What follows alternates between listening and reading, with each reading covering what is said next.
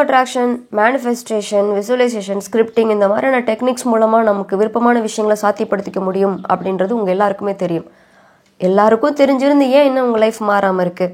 நீங்கள் எதிர்பார்த்த விஷயங்கள் ஏன் நடக்கலை? ஏன் அதை தொடர்ந்து ஃபாலோ பண்ண முடியல?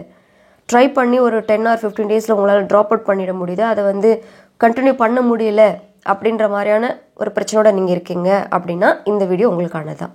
இதில் அதுக்கான ஆன்சர் இருக்குது. ஆக்சுவலி ஏன் உங்களால் அந்த விஷயத்தை ஃபாலோ பண்ண முடியல, நல்ல விஷயம்னு தெரிஞ்சிருந்தும் கூட ஏன் உங்களால் அதை கண்டினியூ பண்ண முடியல அப்படின்னா, ஏற்கனவே இருக்கக்கூடிய உங்களோட ப்ரியர் நாலேஜ் அண்ட் எக்ஸ்பீரியன்ஸ் பிளாக்காக மாறி இருக்கும். அதே நேரத்தில் ஒரு கம்ஃபர்ட் ஜோனில் நீங்கள் பழகியிருப்பீங்க, அதிலிருந்து உடச்சி வெளியே வர ரொம்ப ரொம்ப டஃப்பாக இருக்கும் லைஃப். அதுலேருந்து வெளியே வர்றதான் பெரிய சாப்டர். ஸோ இந்த விஷயங்கள் தெரிஞ்சுக்கிறதுலாம் விஷயமே கிடையாது. அதை எப்படி நீங்கள் அப்ளை பண்ண போகிறீங்க, அந்த அப்ளை பண்ணும்பொழுது ஏற்படக்கூடிய அந்த தடைகள் என்ன, அதை எப்படி நம்ம சார்ட் அவுட் பண்ணுறது என்ற விஷயம் நீங்கள் புரிஞ்சுட்டா மட்டும்தான் லைஃப்பில் நீங்கள் அடுத்த கட்டம் மூவ் பண்ண முடியும்.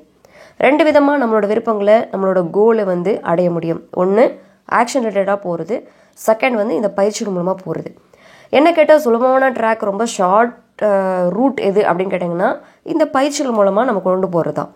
ஆனால் அதில் ஒரு சின்ன சிக்கல் இருக்குது. என்னென்னா, உங்களோட பாஸ்ட் டேட்டாவை கிளியர் அவுட் பண்ணணும். பாஸ்ட்டாக நெகட்டிவ் எமோஷன்ஸ் நிறையா பேக்கப் பண்ணியிருந்தீங்க, இல்லை நெகட்டிவான சில எக்ஸ்பீரியன்ஸ் நீங்கள் கேதர் பண்ணி வச்சுருக்கீங்க அப்படின்னா கண்டிப்பாக அது பிளாக்காக மாறும். உங்களுக்கு ஒரு பிஸ்னஸ் பண்ணுறீங்கன்னா அந்த பிஸ்னஸ் பற்றி என்ன மாதிரியான நாலேஜ் நீங்கள் ஆல்ரெடி வச்சுருக்கீங்க, ஒரு மணி பற்றி உங்களோட சிந்தனை என்னவா இருக்குது, ரிலேஷன்ஷிப் பற்றி நீங்கள் பாஸ்ட் என்ன நீங்கள் கலெக்ட் பண்ணி வச்சுருக்கீங்க, உங்களை சார்ந்த உறவுகள்லாம் எந்த மாதிரி ரிலேஷன்ஷிப்லேருந்து வந்திருக்காங்க, அந்த உறவுகளை எப்படி அவங்க பார்த்துருக்காங்க, அந்த கண்ணோட்டம் எப்படி இருக்குது. ஸோ இது எல்லாம் உங்களுக்குள்ள ஒரு லோடாக இருக்கும். ஃபஸ்ட் இது எல்லாத்தையும் நீங்கள் வைண்ட் அப் பண்ணணும். Because you are a new version, you are completely unique அப்படின்னு நீங்கள் புரிஞ்சுக்கோங்க. மற்றவங்களுக்கு இருக்கிறது உங்களுக்கும் நடக்குமா, மற்றவங்களுக்குலாம் நடந்ததுன்னா உங்களுக்கும் அதே மாதிரி நடக்குமா? அப்படி நடக்காது. பட் அந்த புரிதல் வேணும் இல்லையா? இல்லை சில நேரங்களில் நமக்கே சில பேட் எமோஷன் கொடுக்குற மாதிரியான விஷயங்கள் நடந்திருக்கும். ஸோ அதுலேருந்து எப்படி வெளியே வரணும், ஸோ அந்த புரிதலோடு எப்படி அதை வெளியே வர்றது, இதெல்லாம் உங்களுக்கு நடந்திருக்கு, ஓகே ஃபைன், அதுலேருந்து எப்படி வெளியே வருது, இதுதான் அங்கே ஆக்சுவலி ரியல் அந்த ஒரு சாப்டரே. அங்கே அதுதான் நம்ம லைஃப்பில் ஒரு ரியல் சாப்டரே. அதுதான் எத்தனையோ விஷயங்கள் நம்ம அனுபவத்துக்காக நடக்குது, அதை நான் கரெக்டாக புரிஞ்சு வெளியே வர மாட்டேறதான் இங்கே பாயிண்ட்டு. ஒன்ஸ் நீங்கள் புரிஞ்சு ரியலைஸ் பண்ணி வெளியே வந்துட்டிங்கன்னா சூப்பராக நீங்கள் லைஃப் அடுத்த கட்ட எடுத்துகிட்டு போயிடுவீங்க.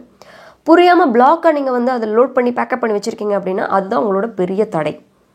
ஸோ இதெல்லாம் நீங்கள் ஃபஸ்ட்டு கிளியர் அவுட் பண்ணணும். வீடை கம்ப்ளீட்டாக க்ளீன் பண்ணாதாங்க நீங்கள் ஹாப்பியாக இருக்க முடியும். அதே மாதிரி தான் ஃபஸ்ட்டு உங்களுக்குள்ளே இருக்கிற நெகட்டிவ் எமோஷன்ஸை ஃபுல்லாக கிளியர் அவுட் பண்ணணுங்க. புரிதலோடு வெளியே வரணும். இது ஏன் நடந்தது, உங்களுக்கு ஏன் இந்த மாதிரி விஷயம் நடக்கணும், இந்த மாதிரி அனுபவங்கள் ஏன் கொடுக்கப்பட்டது, உங்களோட கோல் என்ன, எதை நோக்கி நீங்கள் போயிட்டுருக்கீங்க, அங்கே போகிறதுக்கு இதெல்லாம் ஏன் உங்களுக்குள்ளே நடந்தது, அங்கே போகிறதுக்கு ஏன் இதெல்லாம் தடையாக இருக்குது, உண்மையில் இது தடை தானா, இல்லை உங்களை அடுத்த ஸ்டெப் கொண்டு போகிறதுக்கு இது எதுவும் ட்ரை பண்ணிகிட்டு இருக்கா, அந்த புரிதலுக்குள்ளே நீங்கள் வரணும். வந்தால் மட்டும்தான் லைஃப் நல்லா இருக்கும். புரியுதுங்களா?